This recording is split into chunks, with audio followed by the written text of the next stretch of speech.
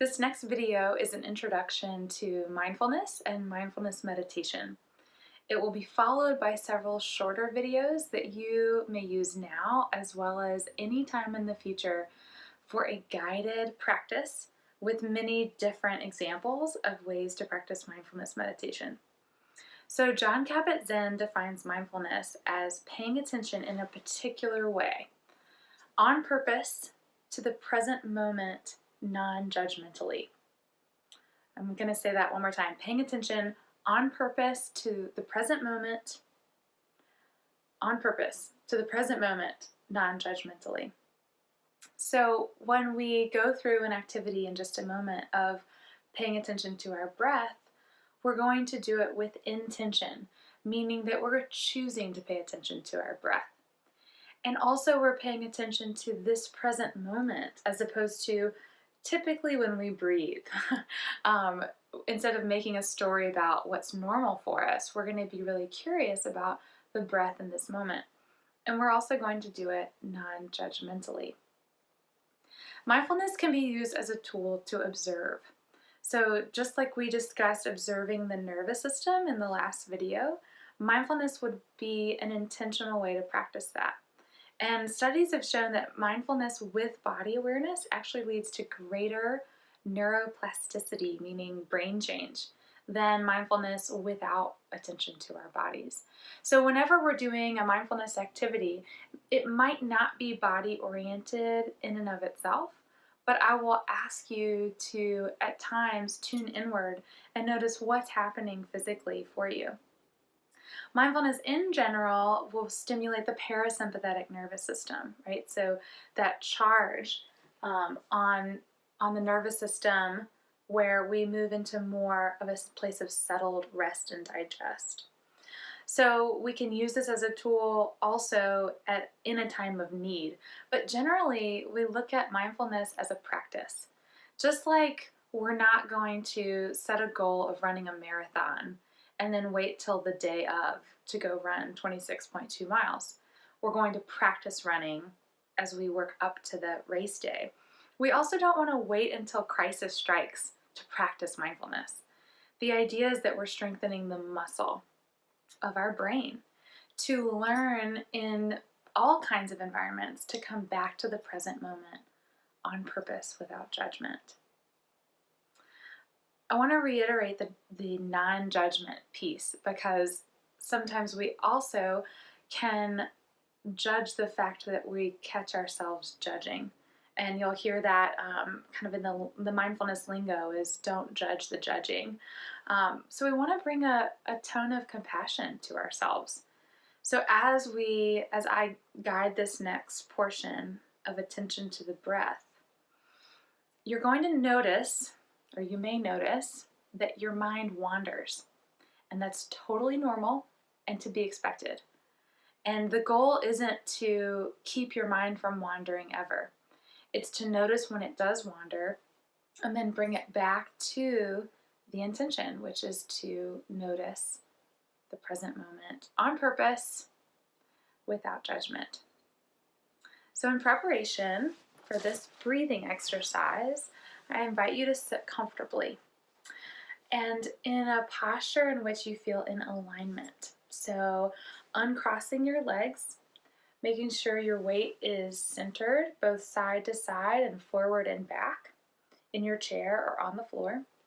If you're in a chair, to have both feet on the ground. If you're sitting on the floor, to perhaps sit on something like a cushion or a block, a yoga block, so that your knees are lower than your hips.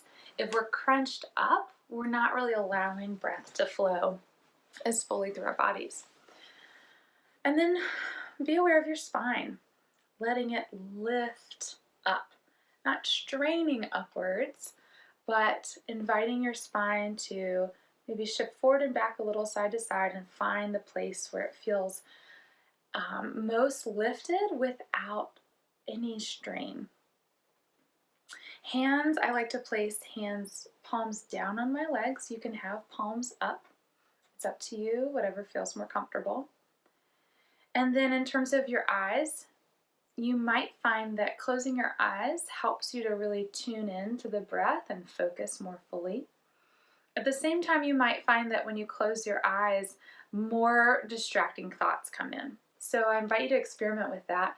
If you want to keep your eyes open, you might pick a spot on the floor 3 feet away from you to just sort of have a soft gaze. So take a moment just to play with different postures, different ways to hold your eyes, closing your eyes, keeping them open. And then when you're ready, this mindfulness exercise is with the breath, and I'm going to invite you to just notice where the breath enters your body. So eyes open or closed, focusing on the breath as it first enters through your nostrils or your mouth.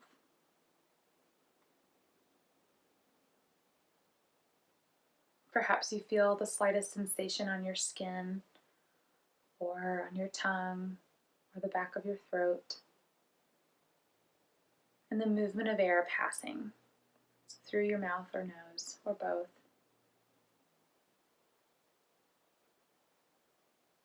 And then next, noticing the breath in your throat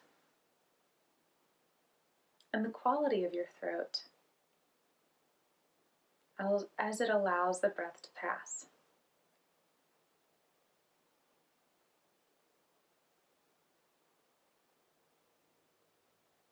And next, bringing attention to your chest and the rise and fall of your chest.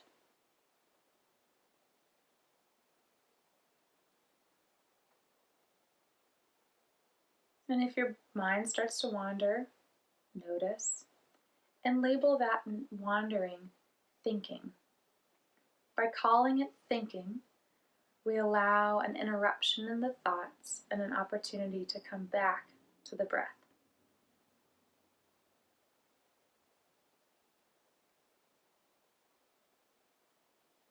Now bringing your attention to your ribs and the expansion and contraction of your rib cage.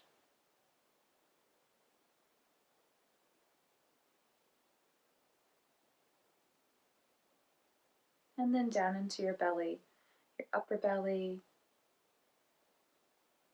your lower belly. And getting curious where your body experiences breath. Beyond our understanding of our physiology and technically that the breath goes into the lungs, rather than the thoughts around the breath, notice where your body feels breath.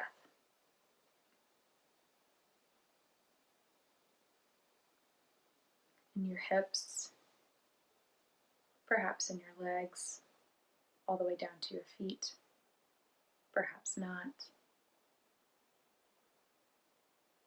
Noticing the way your arms might move as your ribs move and your shoulders move.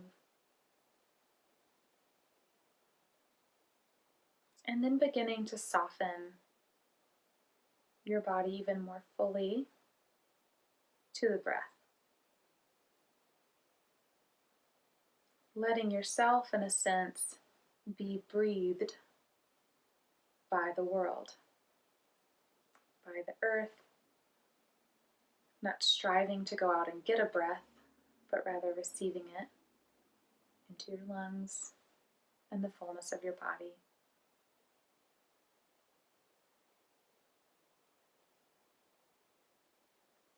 You may notice your body continue to shift as you sit in this position for more time.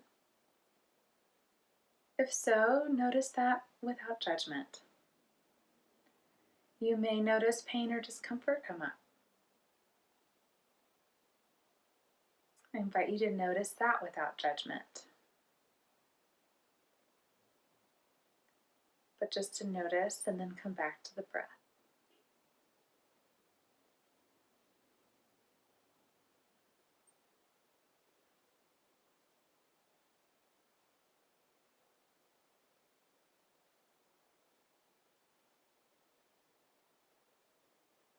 Again, labeling any thoughts that may come as thinking, and then returning to this moment of breathing for just a moment longer.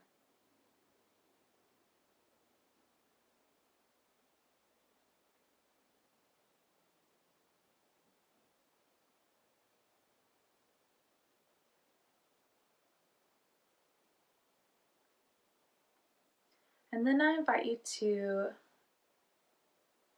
track your body, your full body, and just get curious about any shift you may feel, anything different from when we started. Is there any new sensation? Is there any lack of sensation? For me, I noticed at some point several muscle groups settled more as I sat here breathing and watching my breath, which would be the equivalent of my body saying, I'm safe. So if our nervous system is always asking, am I safe? Am I not safe? Am I safe? Am I not safe? As I sit here watching my breath and being mindful of my breath, I allow my body to know that it is safe. And when my body knows that it's safe, my brain follows because it no longer needs to go out and find the threat because there is no threat. So if I facilitate an opportunity for my body to know that it's safe, my thoughts also calm. And check that out for yourself. Don't necessarily believe it because I'm saying it here. What do you notice about your thoughts right now? How does your mind feel now as opposed to when we started or at another point in your day? And if there's a difference, good or bad, may not really matter. Just notice the difference. And then store that as information so that you can use this activity in the future as a helpful tool.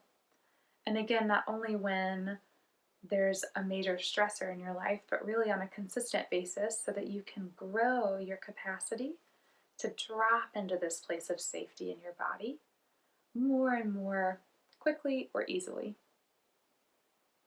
Again, it's an opportunity to come into that zone of resilience in our nervous system where we feel safe and calm, where our digestion is working, where our thoughts have calmed down and are no longer oriented towards the threat. So the following videos are just more examples of ways to engage in mindfulness.